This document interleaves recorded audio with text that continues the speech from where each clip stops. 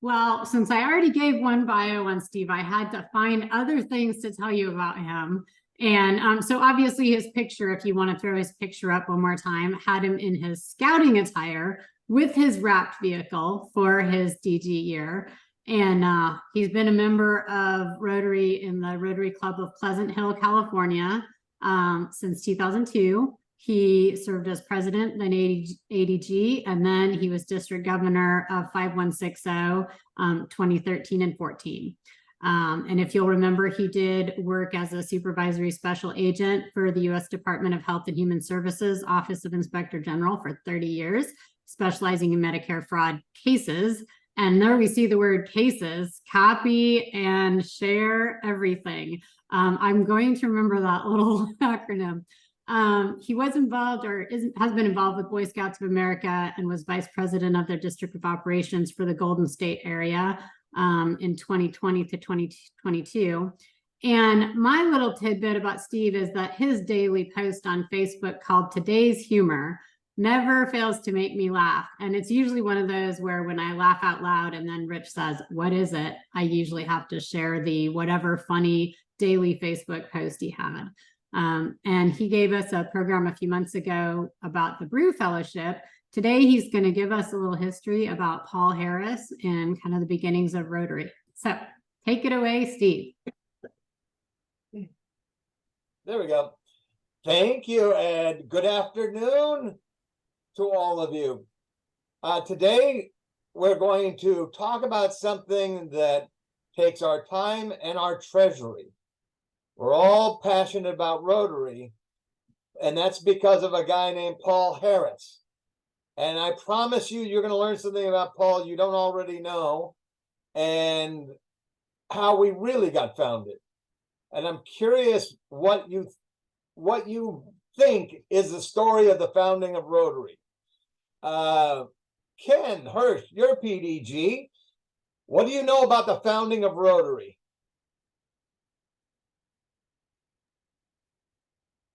How much time do I have? The story that I like, is that the first service project was creating a toilet for the Chicago area, and we refer to that as the first relief project. Yes. Well, that's one of the things that we emphasize is service. Alberto, did you have something as far as the founding of Rotary? Well, for what I understand, the very initial thought of Paul Harris was business networking. Yes, and we're going to talk about that. So, and then came, of course, this interesting project for the toilets in Chicago, and I understood that that was a need because the ladies were out shopping at the malls all day, and there were no toilets at the mall. So in order to improve the businesses of the revenue of the businesses, Paul Harris thought, well, if we do public toilets, maybe they stay out longer shopping. But you guys have all mentioned service, and Rotary has really taken off on that, but that's not what Rotary was founded on. I have an idea. What we're going to talk about is maybe, I don't think it's controversial, but when a sports team doesn't do well, like a baseball or football team, they usually go back to the basics. And in baseball, you learn to catch and hit and pitch and get better that way. And I think what I'm going to talk about today is a basic that maybe we've forgotten about. So let's start talking about who this guy Paul was. Now, the picture that you see up on your screen, and that's the one we all know of Paul in his older years as a sort of a senior. And it's not the real Paul Harris who started. So, 1 second. All right. So, let's talk about where he was born. He was born in 1868 in Racine, Wisconsin. Now, what do we know about 1868? It's just 3 years after the Civil War. So it was back a ways. 1871, he moves to Wallingford, Vermont. He's now in New England. In September of 1885, he goes to the University of Vermont and he majors in literary science. Now, Paul really was more like Animal House. If you saw the Animal House, he's one of these four characters. Was he Niedermeyer? Was he Otter or Pinto? Was he Otter or was he Bluto? Which one do you think he was? Let's see. If you raise your hands if you think he was Niedermeyer, he was a really strict guy. Was he kind of a goofball like Pinto? Was he kind of sophisticated? Or was he a real clown? Well, he was probably most like Otter. And he goes in September 1885, he enters the University of Vermont, but in December of 1886, he's suspended. He goes to Princeton, March of 1888, and he drops out in June of 88. Not a real auspicious start for our man. And then in 1890, he goes to the University of Iowa Law School because his grandfather had talked about being an attorney. So he goes there, and our guy does pretty well. 1891, 1 year, he graduates with a law degree. But he doesn't want to practice law at that time. He wants to have adventures. So he's going to do 5 years of adventures. And he starts in 1891 in San Francisco, where it's 5 years of folly, he would call it. So he's a reporter for the San Francisco Chronicle. And then he goes from San Francisco, he goes to Denver, where he works as an actor and again a reporter for the Rocky Mountain News. He goes to Texas, where he herds cattle, one of the last major cattle drives. Then drops down to Florida, where he works as a hotel clerk at the St. James Hotel in Jacksonville. Where does he go next? Philadelphia. He's a deckhand on the crossing the Atlantic on the Baltimore. And then he's not done yet. He goes to Ellicott, Maryland, where he's a farmhand. You can see he tried his hand at all kinds of things. And then in 1896, before the turn of the century, he moves at age 28 to Chicago to start a law firm. Now, what's Chicago like in 1896? It's not a big city. It's a lot of it is cattle. It's the slaughterhouse is there. And is it a pinnacle of virtue? No, it's one of the most corrupt cities in the United States. You remember Al Capone gets his start there. Now, the idea for Rotary, we all heard about 1905. Well, he actually, his friend named Bob, another lawyer, they're in Chicago, and he's walking around the town with them, and they go to a drugstore, and he is introduced to the druggist. And then they go to a cigar store and a grocery store. Each time, Bob says they go in the drugstore, "Hey, Charlie, this is my friend Paul. Paul's new in town." And Charlie goes, "Welcome, Paul. Great to see you. Nice that you're here." And that happened in the cigar store, in the grocery store. And Paul realizes that it's not just enough to be business friends, that Bob's doing business with these people, but they are friendships. And he felt that it ought to be possible to have the advantage of knowing people and friendship and business opportunity, because that's what he was used to from the small community in Vermont that he knew. And remember, he's pretty new to Chicago. Now, the average age in 1905, now this idea is running around in his head for 5 years. That day when he was with Bob was 1900. And he's about 32, 31 then. The average age in 1905 lifespan was 44 years old. How old is Paul when he starts Rotary? Anybody know? Well, our friend Paul is 36. A lot of Rotary says, we should have young people, and they point to young, but Paul wasn't young when he started Rotary, and neither were his friends. They were either owned their businesses or were senior managers, and Paul was running his own law firm.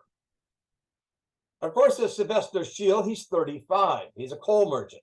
Notice he's a next door neighbor and he's a client of Paul's. Hiram is 43. Taylor, another client of Paul's. And Gus, 41.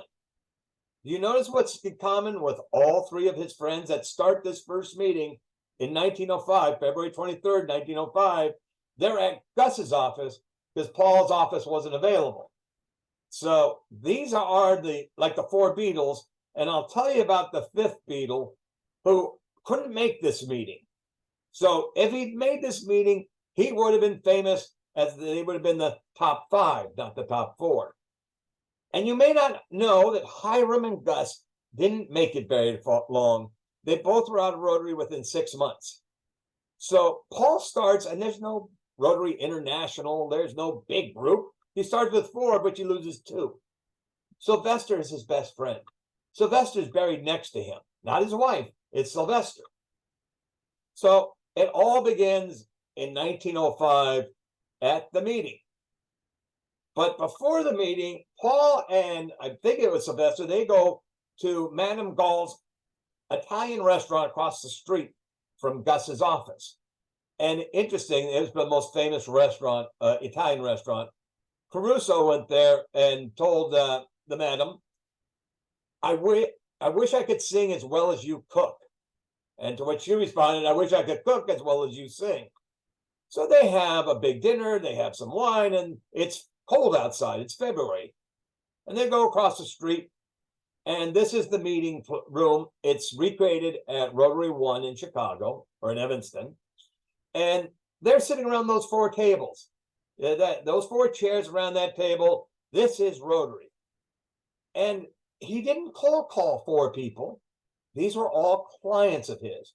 You'll see a lot where Rotary, where we go out and try to get everybody to join us. But that's not the way it ever was with Rotary.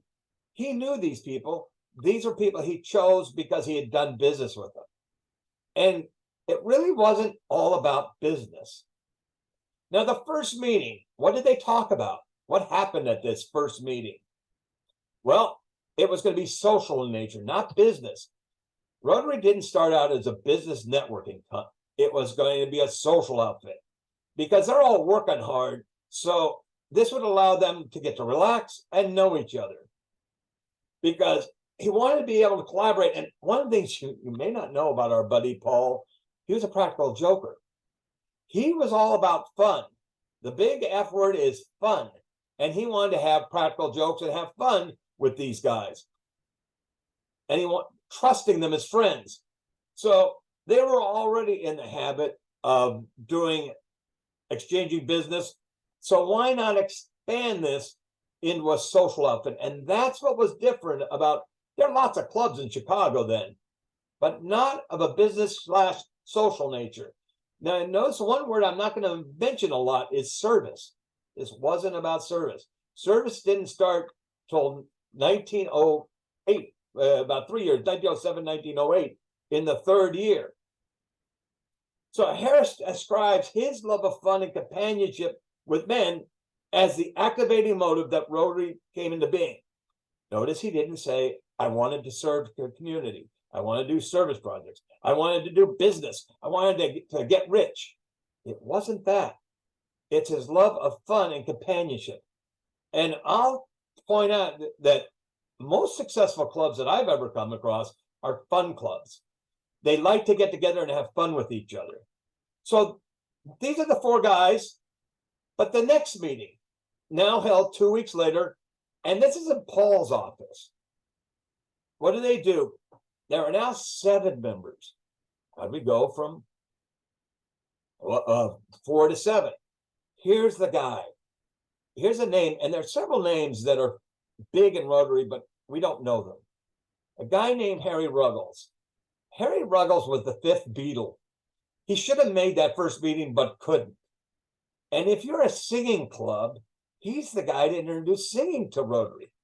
And in 6 months later, in October of 1905, Rotary is about to split into 2 parts. One is the business group that wants to do business networking, and the other is the social club.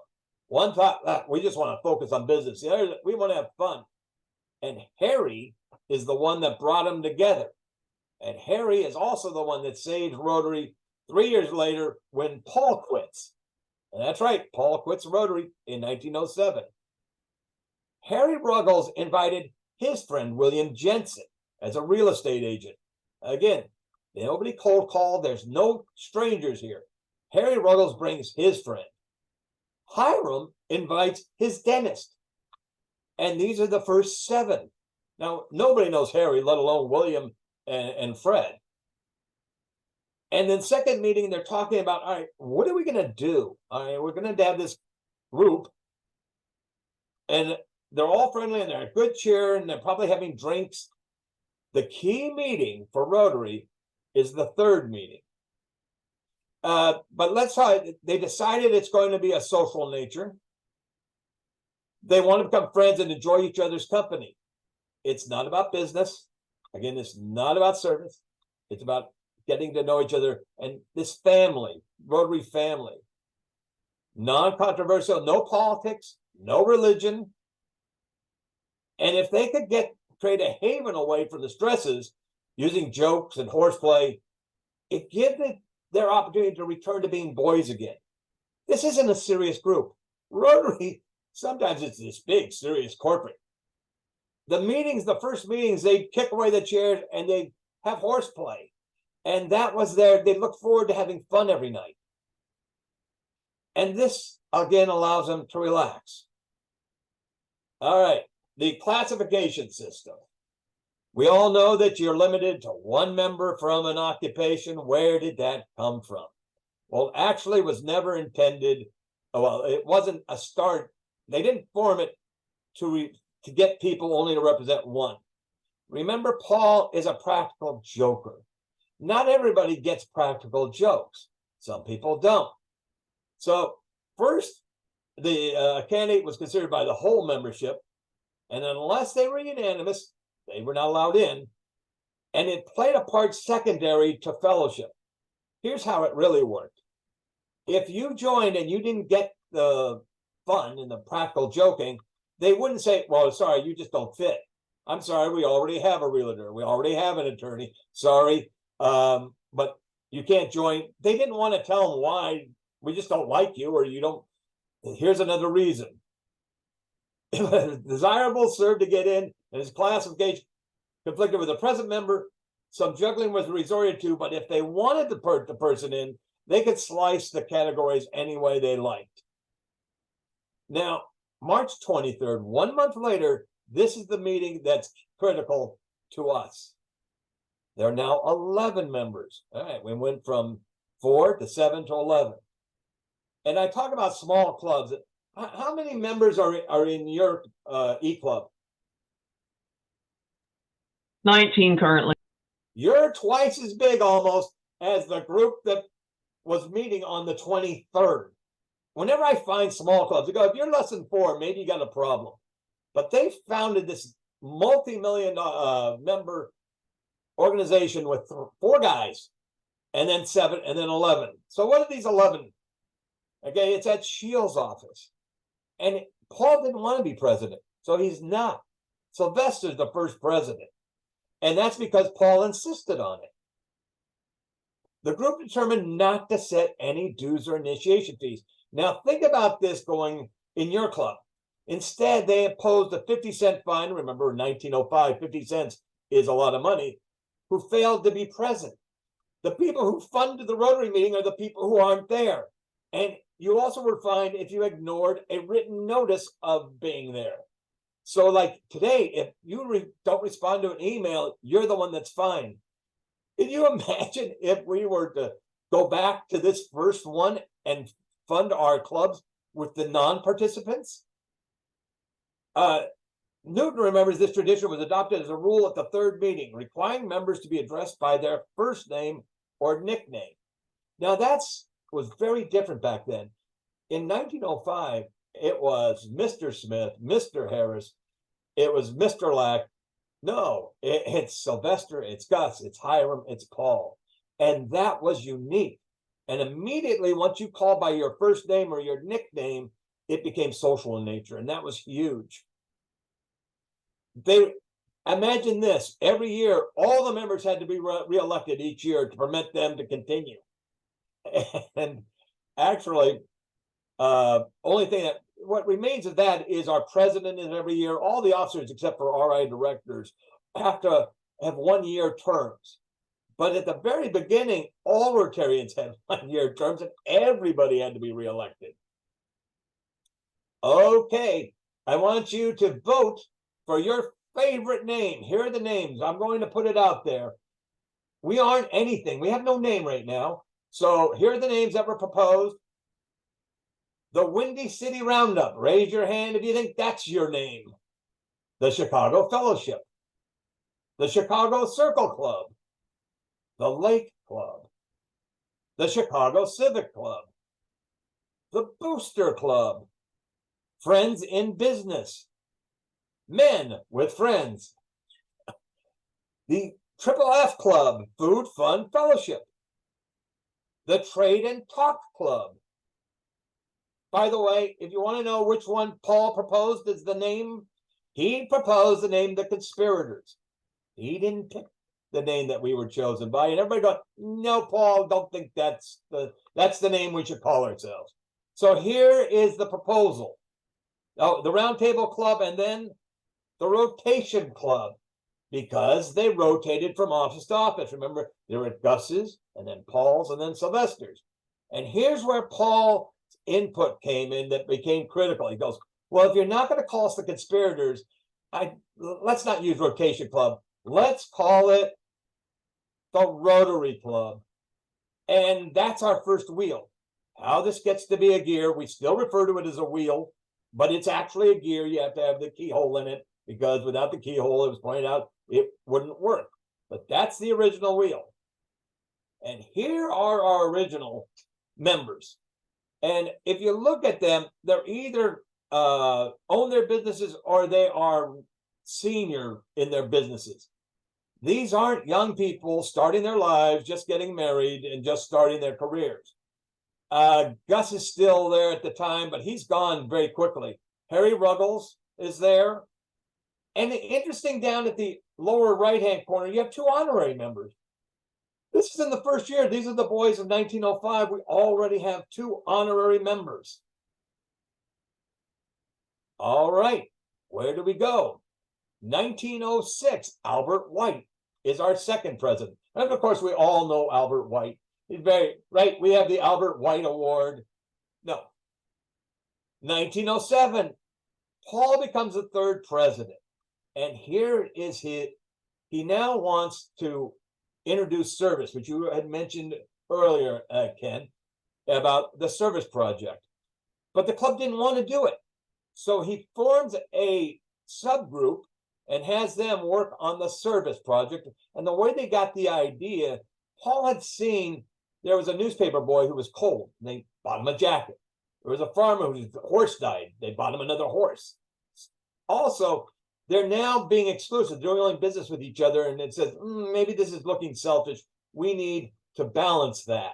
So we're going to do this service project, and the subgroup was called the Conspirators. And that's where they came up with the idea for the public outhouse that was fought, as you had said, by the department stores, because that's where ladies went, and the bars are where the guys went. And it was not an easy project. Now, in 1908, Paul's elected to his 2nd term. And then in 1908, he rooms with Manuel Munoz, who is a salesman for S&H Green Stamps. And Manuel is being transferred to San Francisco. And the club doesn't want to grow. They don't want to expand. They like who they are. So Paul secretly tells Manuel, can you start a club out in San Francisco? And he does. Matter of fact, the first informational meeting, the original Charles Schwab was the guest speaker. In August to September, here is what happens to Paul. Remember, Paul's a practical joker. But they decide to pull one on him. So he gets up to preside over the meeting. And one guy gets up and says, Paul, I can't take it anymore. You're too tyrannical. I can't take the way you run this club. I'm out of here. and walks out of the room. Second guy gets up, does the same thing. I'm done. I'm out. This was the setup. This was the practical joke on Paul. But members 3, 4, and 5 who did the same thing, they saw what these two guys did. They got up. They walked out. Now it's not a joke anymore. Well, Paul suddenly goes, that's it. Nobody has to leave. I quit. He walks out. And he does not come back as the president of the Chicago Rotary Club. That is Harry Ruggles, who said in October of 1908, he becomes the 4th president.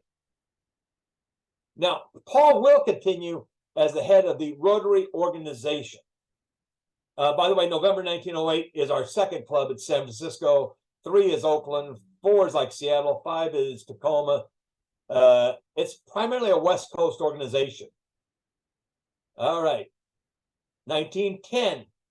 Paul is the head of the Rotary clubs, and there are 16 clubs in 1910. So 5 years later, we're up to, well, we're growing 16 times. We're at 16 clubs.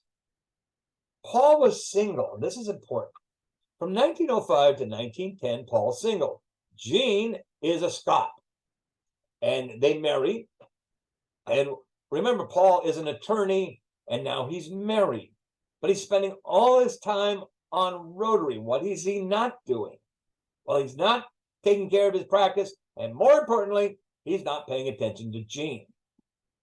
So, in 1911, he will leave Rotary completely at the Portland, Oregon International Convention. February 1911, there's a club that started in Dublin, Ireland, but nobody knows about it.